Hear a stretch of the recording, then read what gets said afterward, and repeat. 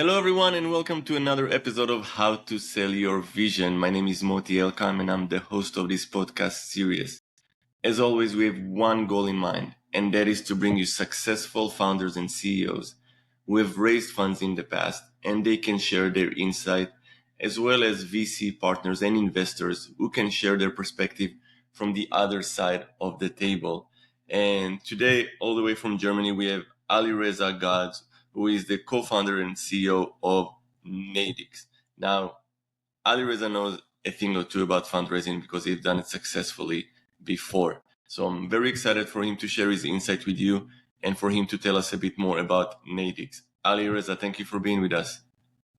Yeah, thank you, Moti, for having me. Super excited actually to help, especially other founders.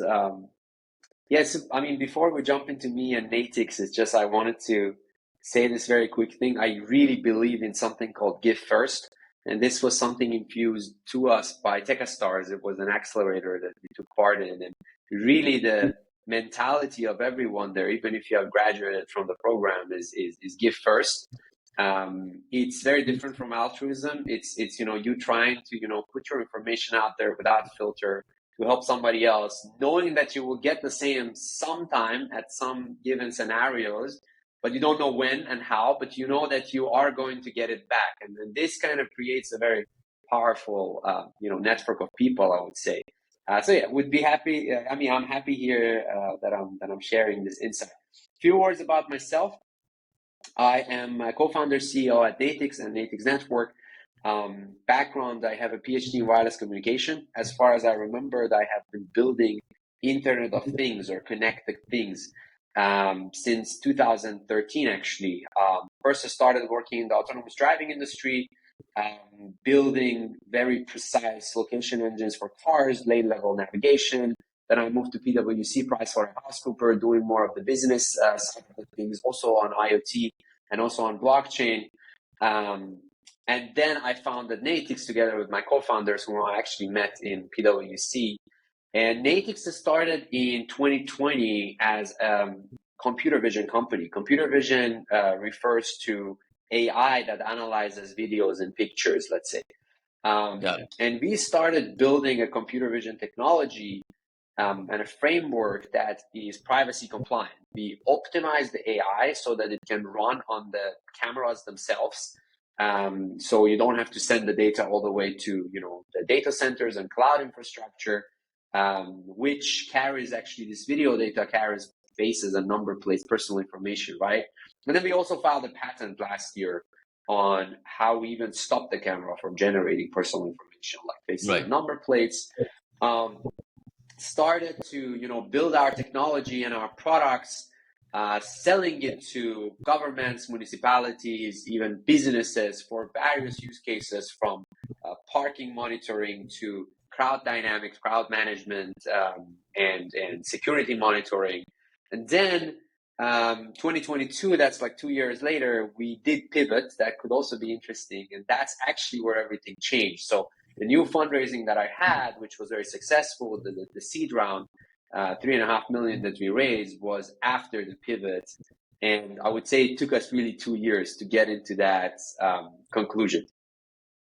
I'll leave it to you to see how we're going to navigate into the story of the pivot and what we're doing right now, which is related. But yeah, that's a story by itself.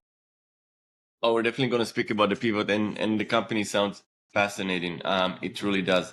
Now, as you said, you've successfully raised a nice seed amount. Not everyone is able to raise such a good seed amount. Let me ask you this: from your experience, you're seeing now a founder on his or her way to their first investor pitch. They started a company just like you from the ground up with nothing. They're about to go through the door. What would be your only insight that you can give them? If you could choose one, what would be that tip on how to prepare their investor pitch? Very good question. I would say prepare a short, concise pitch, usually 2 to 3 minutes, no longer. and that should explain the same old standard problem, solution, product, and you know how you're trying to go to market. I would say so. These four things: problem, solution, product, your go to market. All those market sizes and stuff like that, I'd be brutally honest with you, nobody cares. They're in your deck, so you're gonna have a nice deck that you prepare. So the way that it goes is that you're going to go to investor meetings, introduce yourself, introduce your team, and then your startup, which is taking 3 to 4 minutes. Let them ask questions. I think the number one problem that I had also early on was that you're trying to inject as much as possible on somebody that doesn't know your field and your vertical, right? Don't do that. Definitely try that your pitch is grandma proof, right? If you can explain it to your parents and your grandma, then most probably the investor also will easily get it. Not that investors are not capable enough to understand it, but you want to grab their attention in that 3-4 minutes, right? You want to engage them in that 3-4 minutes. So that's an art, and that's that. I mean, more than an art, it's a very long process of iteration. You need to just keep doing it. Get feedback. The first script that you write is not the last one, not the one that you literally start your round with. So yeah, what helped me as well is a few set of slides that are definitely different from the pitch deck that you're sending to people. It's presentable slides, pretty much no text. That's what you want to show to people. And on top of that, I usually write what I want to say. Even before you make your pitch deck, your storytelling should be written formats of what you want to say, and then you can even right now give your text to an AI, and that will create you the slide. So slide is secondary. The storytelling in your deck is the most important. And when you start writing things, you realize there are gaps. Like I'm jumping suddenly from this topic to that topic, and that doesn't make much sense. I need to build the story there. Yeah, storytelling is the other big part of it. Storytelling is key, and I actually really, really appreciate the fact that you brought up the writing part, because I see a lot of founders, brilliant founders, and they think they know their business. Okay, I know my business. I know I can go in and I can start the conversation. But when you don't rehearse it, when you don't put the storyline, as you said, when you don't understand the gaps in your story, that is when you start to mumble when you get into the meeting. And I would even take it a step further, said, not only write it down, but actually stand up and rehearse it out loud to yourself. Don't just sit and kind of let it run in your mind and say, okay, this is what I'm going to say. You have to rehearse it out loud. Yeah, 100%. And rehearsing could take for beginners a few days.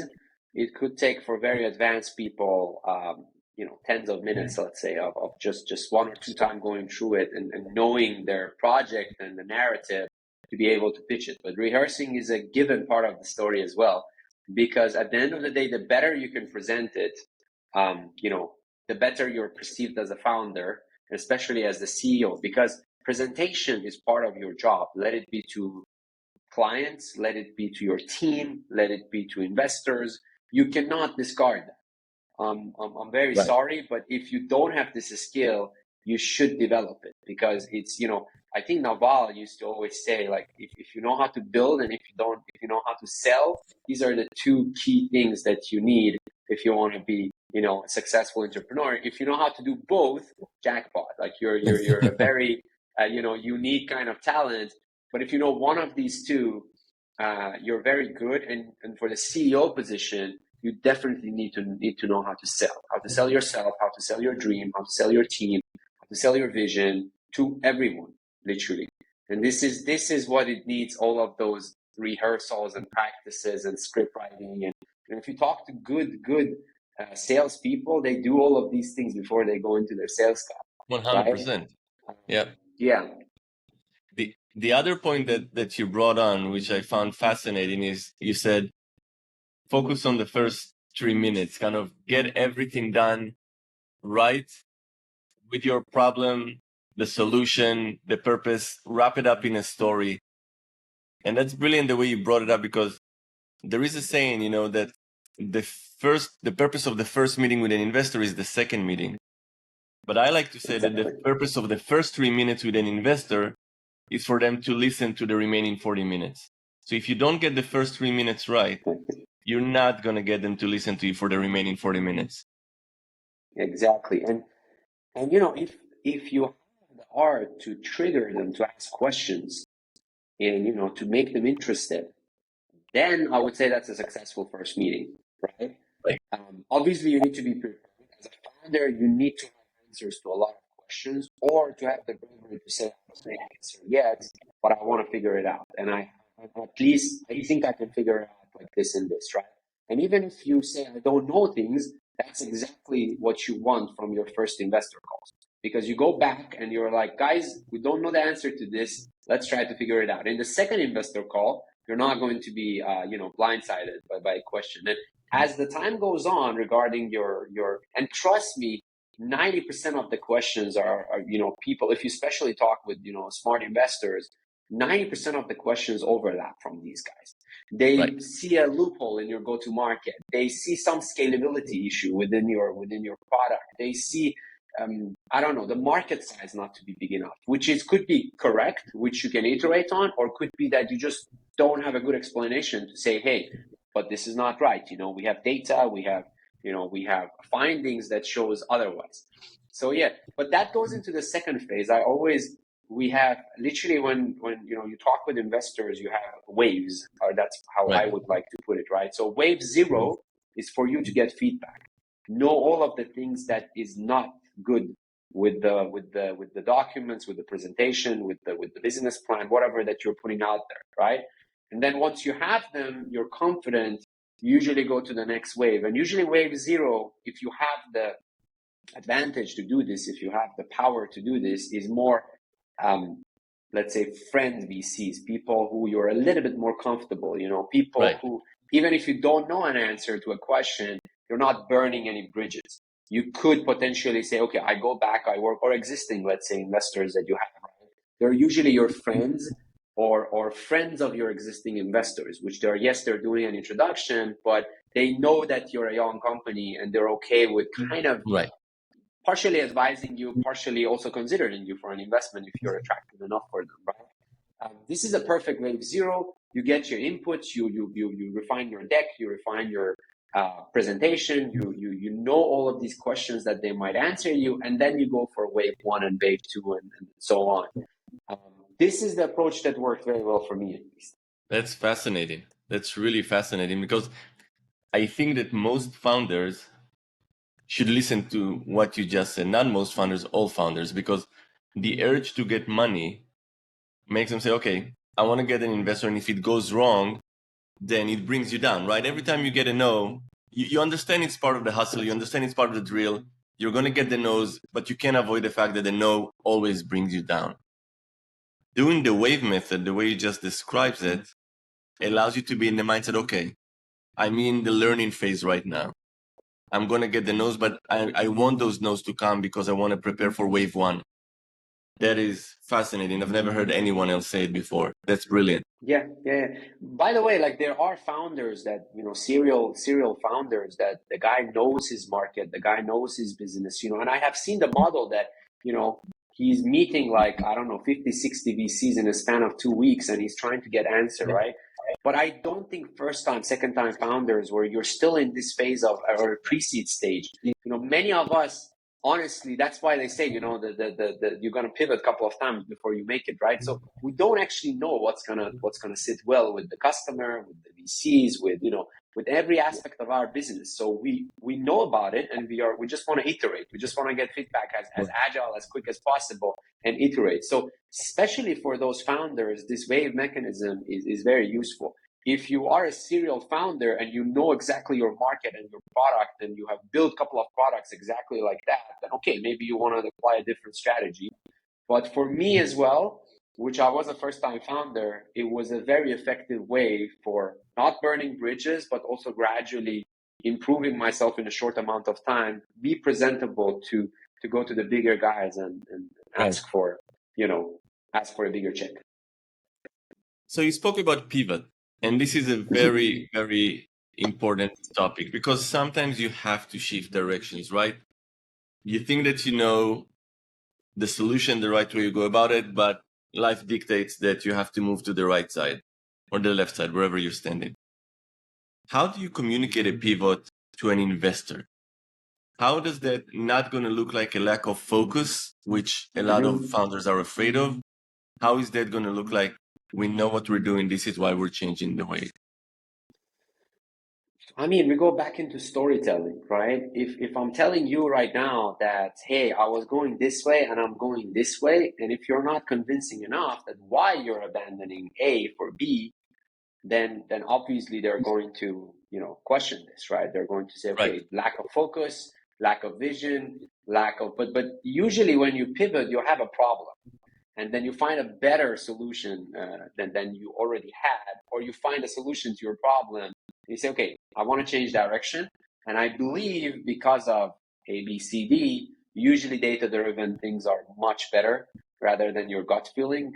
Nobody wants your gut feeling. If you have data to support your decisions, that's watertight, in my opinion. Even if an investor rejects the data, then it's their problem. But most of the good investors, they are, looking into the data. They accept the data, right? And they also analyze it with you. So maybe your analysis of that data was not right, but data is usually the best way how to justify any kind of decision that you make within your company, including a pivot. So if you frame it in a way that you're much more scalable, you can go faster, you can generate more revenue, you can do many good things, then I don't think why VCs should reject that. Especially that, in my opinion, when you already have 2 years of experience within your company, the risk for the VC is also lower because he says, okay, the founders know each other, they have at least some sort of a constellation working. They know a couple of things about how to build a company, like how to employ people, how to do, this and that and that. And now they realize that, they want to pivot. I think pivot is, I don't know, from what I realized is I was also scared of it before doing it, but it's not a red flag for VCs at all. It could be a red flag if you cannot convince them why you're doing it, but if you just go to them, the only thing that came up in my thing as well, we already had a product which was generating revenue and so on. This was the lack of focus that they said. They said, okay, so now you're focusing on this. What's going to happen with your old product, with your old customers, all that kind of stuff. So there, I would really say lack of focus might be an issue. But also as a founder to founder, I would say the faster you steer the ship completely, the better you're going to, or the faster you're going to reach your goal. Because if it takes you 1 year to shut that thing down and then move towards this new thing, it's going to take you so much resources, and that lack of focus is actually going to hurt you. If it's going to take you a couple of weeks and you're into the new thing, that's perfect, right? And yes, you are going to be seen again as a pre-seed company, even if you have done your seed, but you're changing. But that's still okay. You just have to understand why you're doing it and how you're doing it, and you have to sell it to the VCs as well. Right, and you don't. I agree with what you're saying 100%. You can't fight the evidence, right? If the market is giving you the indication that there is a better outlet, there is a better way, then don't fight the market, right? If you have the data, don't be afraid to do the shift. It's funny. It's almost like, and I've seen it in a lot of companies, it's almost like hiring the wrong employee. You spend a lot of money on HR, on recruiting fees, and then you realize the person is not good for the job. And you're trying to fight it. You're trying to prolong the process. You're trying to give the opportunity instead of realizing, okay, I made a bad hire. We need to kind of end it quickly for me and the employee so the employee will be happy and just move on. So you have to acknowledge the signs that are coming your way. 100%. And if you ask every founder who has experience with this, the longer it takes you to fire that employee, it could be that the employee is bad. It could be that the culture is not matching. Whatever the reason is that you think is not the right fit for you at that time, the longer it takes you to fire that employee, the more damages you're going to have within your companies, right?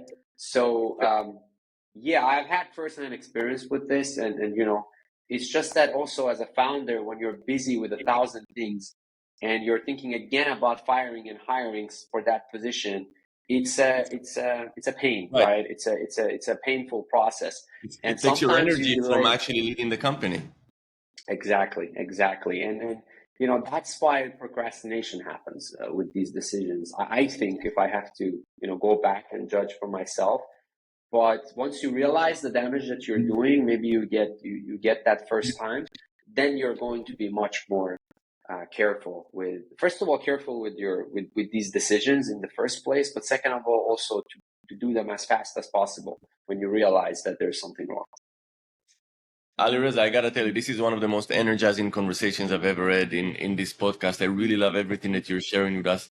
You mentioned the word storytelling or the term storytelling a couple of times, and I was holding myself because I wanted to save it to the end. We have a few more minutes left. Why is storytelling so important in investor pitching? Everyone is using and abusing this term all the time, left and right. Why is that critical from your perspective? I don't have a philosophical answer. If I mean, I probably can find it if I think about it, but I think it's just sales at the end of the day. Every sales require storytelling, right? Especially when you're selling a vision, when it's something not tangible, right? It's very different selling a vision of 10 years of a company being $1 billion company, which is, by the way, what we're all doing, right? The VCs are jumping in Right. because most of them, they think you have a potential of becoming a unicorn or something close to that world, right? Um, you're selling a vision, you're selling something that doesn't exist, right? So when you're doing that, the better of a storyteller you are, the better the imagination of the person in front of you would be, and the I love more it. conviction they have for this vision to come true. And this goes way back in the history. Like everything that wasn't existing, right? Like monsters and so on, that they were telling today, children, the better the storyteller was, the more exciting the story was, the more the people believed it, and at the end of the day, bought into the idea. So yeah, it's a human nature, I would say, at the end of the day. And yeah, Yeah. you're tapping into a basic human nature, in my opinion. Of the more appealing your story is, the better it's formulated, the better it triggers my imagination, the easier I will commit to it. And the keyword you used is imagination. And I agree with you on that 100% because from my perspective, I think that the role of the founder is not to make the investor listen, is to make the investor visualize. If you Yeah, put yourself in the mindset that I don't want him to listen, I want him to visualize, then the wheels are going to start working. yeah.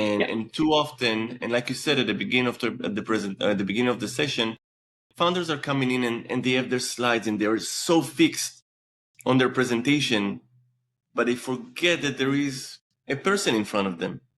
Get that person excited. Allow that person to visualize, to get their imagination working, rather than just listening, which is tiring in many, many cases.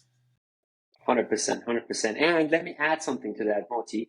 There's a different storytelling for every person. If you think you're going to just write this one-time script and it's going to work on everyone, you're wrong. That's not how it works. The best scenario is if you have done some research or you have had some interaction with that person and you try to, and this is just the 5% of your story or 10% of your story, but you try to tweak things that that person is looking for and relate to them and try to tap into that sense as well. And I have seen it as a powerful thing. If your person is super analytical, you focus on the numbers. If your person is Right. very visionary and so on, you focus on the bigger vision, right? If you say analytical numbers to a person that doesn't care about numbers and he's more towards the Not vision, gonna flow. and by the way, this happened in funds that you have 2, 3 partners and each one of them and you have to talk to all of them, and one of them is more on the on the very granular on your product, the other one is very granular on your business model, the other one more on your vision. And if you don't know the language of each one of these, I would say you're not going to be the best storyteller for each one of these. Makes sense. Makes sense.